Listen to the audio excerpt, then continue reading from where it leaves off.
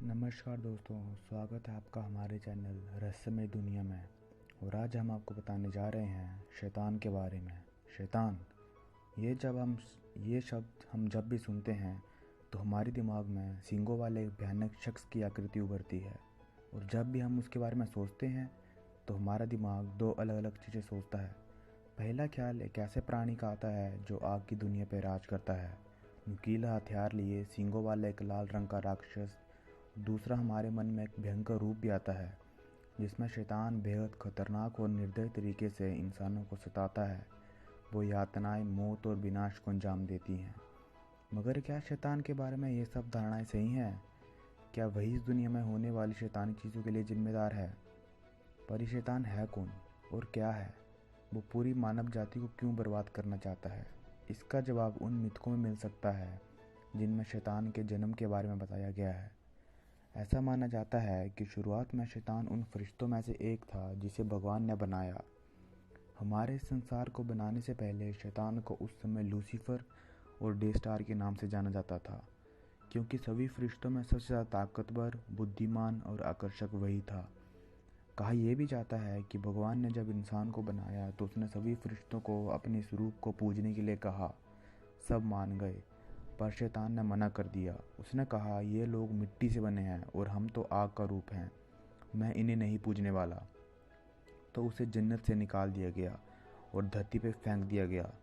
तब से शैतान और भगवान के बीच दुश्मनी चली आ रही है। बाइबल की कई कहानियों में से एक है एडम और ईव की कहानी, जिसमें मासूम एडम और ईव ईश्वर की बनाई गई धरती पे अपनी ज़िंदगी जी रहे हैं। तभी वहाँ शैतान आता है। वह एक सांप के रूप में आता है और वो ईव को एक चीज़ के पास पाता है, वो चीज़ जो खुद ईश्वर ने इंसान को दी थी। उस बगीचे में दो वृक्ष थे, जीवन का वृक्ष और ज्ञान का वृक्ष। भगवान ने एडम और ईव को ज्ञान का फल खाने से मना किया था। उस फल को खाने से पहले उन दोनों ने कोई पाप नहीं किया था, पर उस फल को खाने के बाद उन्हें जैसे पूरे वो बदल चुके हों, उनके अंदर घमंड आ चुका हो। पर शैतान को लगा ये करने से इंसान को ईश्वर के खिलाफ भड़काया जा सकता है, जिससे पाप इंसान को छू लेगा और हमें सही और गलत का ज्ञान हो जाएगा। शैतान इंसान जाति को सारा ज्ञान देना चाहते थे, जिससे हम ईश्वर जितना ज्ञान पा सकते थे, पर ईश्वर ने कहा नहीं। इस बात पर ईश्वर और शैतान के बीच जंग छिड़ गई। बाइबल ऑफ शैतान में भी इस किस्से का जिक्र है।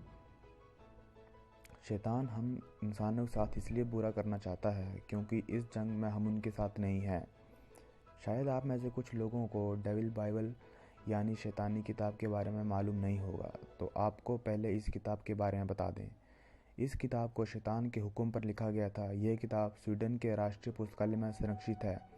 इस किताब का आकार मध्ययुग की किताबों में सबसे बड़ा है और इसमें कागज़ की जगह चमर पत्र का प्रयोग किया गया है, जिसकी संख्या करीब 160 चमर पत्र की है। इस पुस्तक का कुल भार 85 किलो है। इस पुस्तक को 13वीं सदी में एक व्यक्ति द्वारा एक ही रात में लिखा गया था। शैतान का एक चर्च भी है जो कोलंबिया में स्थित है, जिसे विक्टर डैमियन द्वारा 12 जनवरी 2016 में बनाया गया था।